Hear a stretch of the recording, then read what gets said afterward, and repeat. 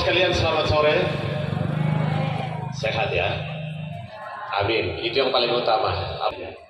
Ada beberapa kata yang kita bisa sama-sama garis bawahi, kita sama-sama bisa ambil bahwa seperti tema yang diambil oleh Rito alias Isno. Seperti tadi kata Pak juga, bersyukur itu berarti mengucapkan terima kasih. Apalagi semuanya tentu tidak dicapai secara instan, gitu. Melalui keuletan, kerja keras, dan tentu didukung oleh doa, semua pasti bisa tercapai. Untuk itu, untuk menyambut yang kita kasih pada sore hari, kita akan sambut dengan tepuk tangan. Ya. Baiklah, silakan kasih tepuk tangan yang paling kencang untuk Brada Rinto. Kita akan langsung kemudian, mari, Brada Rinto. Beres, silakan maju di depan. Nanti kita selalu siap ya. Silakan mohon izin di tengah. Dan untuk mendampingi Mama Rosa, mari silakan. Dan juga Bapak Tobias. Mama Maria dari sebelah kiri. Iya. Baiklah, kalau tadi hanya berada, sekarang boleh sekali lagi kita beri tepuk tangan yang paling meriah sebagai bentuk dukungan kita untuk Brada Rinto dan juga kedua orang tua. Sekali lagi ini prosesnya dan juga selamat untuk pencapaian ini. Kerja keras tidak pernah mengkhianati segala macam usaha. Untuk itulah sore hari ini kita sama-sama diundang oleh Rinto dan juga seluruh keluarga untuk sama-sama mengucap syukur atas kelulusan Rinto di tahun 2020. Terima kasih untuk kita semua. Selamat sore. Yang saya kasihi anak Rinto, Pater, terima kasih banyak karena sudah menghantar syukuran anak kami Rinto sore ini dengan misa syukur. Yang saya hormati Bapak Pas, Bapak Mon, juga Romo, dan sekalian yang hadir sore ini. Saya hanya mau ceritakan singkat mengenai perjuangan anak kami Rinto. Ya, anak kami ini adalah anak yang penurut, juga sopan. Memang tadi Ibu Guru mengatakan bahwa dia sedikit nakal. Benar itu. Tetapi nakal yang baik itu adalah anak yang baik. Terima kasih. Lalu yang kedua yang saya mau sampaikan itu menyangkut perjuangan anak kami hingga menjadi seperti ini dan duduk di tengah kita pada sore hari ini. Memang di sana sini ada hambatan, ada rintangan yang menghantar anak kami ini sampai menjadi seperti ini. Tetapi Tuhan berkehendak lain. Tuhanlah yang memberikan petunjuk untuk anak kami ini. Dalam perjalanan mamanya mengeluh. Ya, kita semua pasti merasakan bagaimana hidup seorang anak dengan mama sendiri yang bapak sudah tiada. Tanggung jawab bapak diambil oleh seorang mama yang juga sebagai seorang ibu rumah tangga. Ini adalah perjuangan yang sangat berat.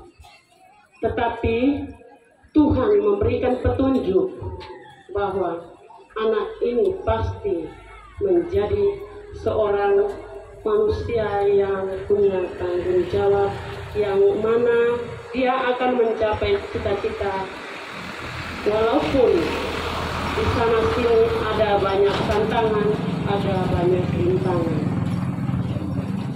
Untuk itu saya juga banyak berterima kasih kepada kakak adik, saudara-saudari. Khususnya saya ucapkan terima kasih kepada kakak yang mana itu adalah Om dari Isno yang sementara ini masih ada di kampung. Pada kesempatan ini dia tidak hadir.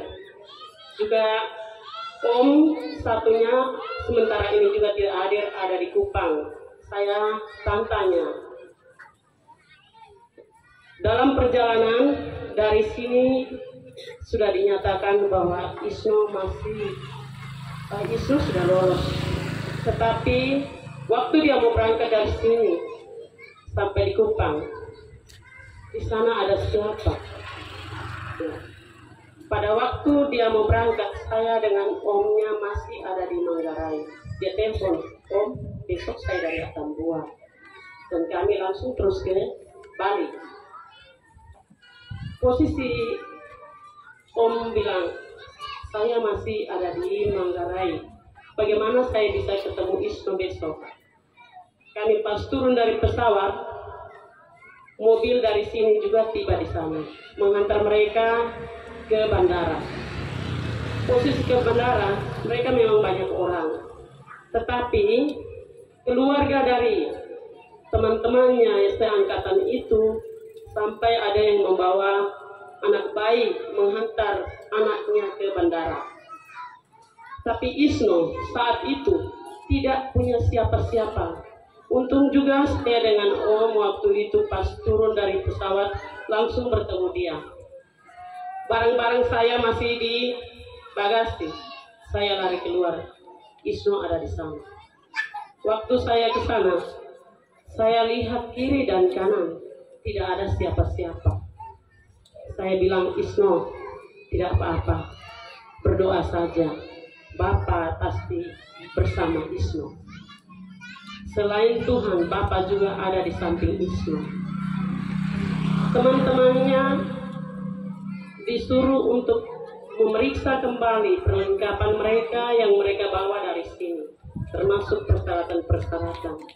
Namun, dia punya belum satu kata pun yang dia tulis di dalam lembaran itu. Saat dia kasih keluar, dia teringat besar kecil. Saya bilang, "Sudah nak, tidak usah tulis. Sampai di sana baru tulis." Keluarga yang lain datang membawa oleh-oleh untuk anaknya biar di atas pesawat juga dia makan. Karena mereka dari Kodim atau dari mereka punya persatuan, habis makan siang langsung jalan. Tetapi air pun mereka tidak bawa. Jadi Isno, dia sendirian. Siapa yang bawa air untuk dia? Siapa yang bawa permen untuk dia? Tapi dia menahan lapar. Akhirnya saya bilang, "Sudah nak, walaupun tidak ada orang, saya sudah ada di sini." Saya lari langsung kejar dia, walaupun mereka sudah mau masuk check in. Habis check in langsung ke pesawat. Saya hanya bawa apa? Aqua 1 botol dengan biskuit 1 bungkus untuk dia. Biarkan dia makan di atas pesawat. Mau beli makan di mana? Tidak ada. Ya, itulah perjuangan seorang anak. Walaupun dengan perut lapar, dia berjuang sampai mendapat tujuan, sampai mendapat cita-cita yang dia idam-idamkan. Lalu satu hal yang saya garis bawahi beberapa hari lalu, dia dari hari apa? Hari apa? Dia dari hari Kamis ke sini. Saya dan bapaknya jemput di bandara. Karena dia beritahu jam 7 dia turun di Kupang. Kami jam 7 ke bandara. Kami lihat kembali bandara kosong. Akhirnya kami pulang makan. Ternyata mereka berangkat dari sana jam 4:30. Tiba di Kupang jam 10. Kami beli makanan memang untuk dia, pasti dia lapar. Biar kita beli makanan memang. Ternyata dia bukan bermalam di Kupang, dia langsung ke sini. Sampai di sini beberapa hari lalu. Ya, saya tidak tahu, mungkin itu adalah sifat ciri khas yang dimiliki oleh seorang anak Isno. Ya, kalau anak-anak yang lain selama ini saya belum pernah lihat. Tetapi Isno yang adalah anak yang tadi bilang anak kecil yang nakal, ternyata sifatnya saya akui, saya bangga. Dia bersama dengan teman-temannya menjual sayur lagi di pasar depan apotik, pasar baru. Untuk itu mari kita beri tekan aplaus untuk Isno. Ya, terima kasih banyak. Walaupun dia sudah menjadi tentara, dia tidak pernah malu untuk berjualan di pasar. Ada orang pasar yang bilang begini, "Hai, hari-hari dia pikul sayur bersama kita di pasar. Kok dia bilang sudah tentara? Siapa bilang?" Ya, siapa bilang? Ada lagi yang bilang begini, "Omong kosong, dia bukan tentara. Itu hanya tipuan." Ya. Ketika saya dari Batu Benau menuju ke pasar dengan ojek waktu itu, saya bilang saya mau beli sayur putih yang sana, yang segar. Saya tidak tahu bahwa itu Isno. Ya, saya sendiri tidak tahu bahwa itu Isno. Semua penjual sayur pada tunjukkan mereka punya sayur. "Ma, beli ini. Tidak, saya mau beli yang di sana." Begitu saya sampai, saya duduk di atas motor, saya tidak turun. Dia langsung sorong. Sebelum dia sorong, saya bilang, "Ini sayur yang saya mau beli." Dia langsung sorong, "Ini sayur." Saya lihat dia muka. "Oh, Isnu ada di sini. Kau jual sayur?" "Iya, Ma, saya jual sayur."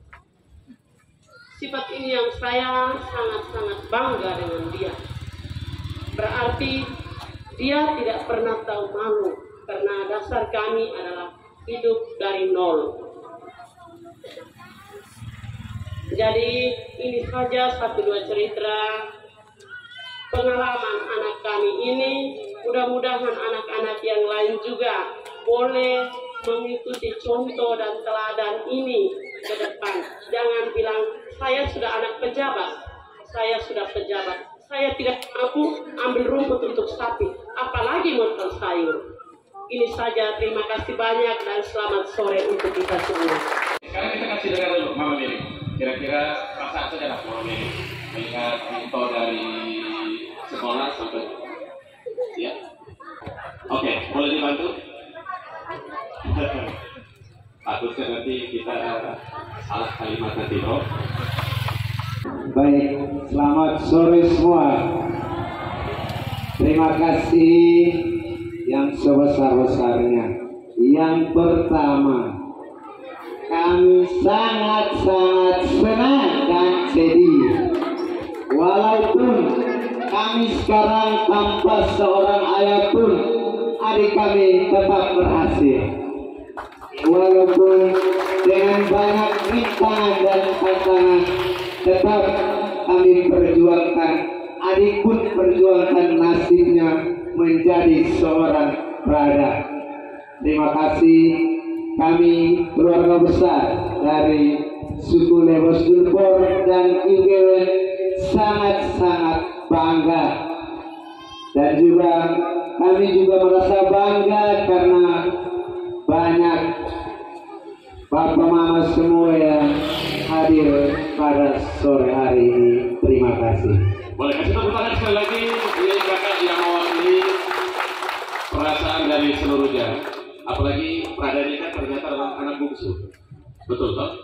Anak bungsu yang berhasil mewujudkan cita-citanya sebagai seorang prajurit. Kita juga nanti akan memberikan kesempatan, kita ingin mendengarkan cerita-cerita dari teman-teman angkatannya Rinto, kemudian Bapak Ibu guru pastinya, karena rupanya selama menjalani pendidikan ada beberapa cerita yang tidak banyak, tapi sedikit perlu kita dengarkan ya.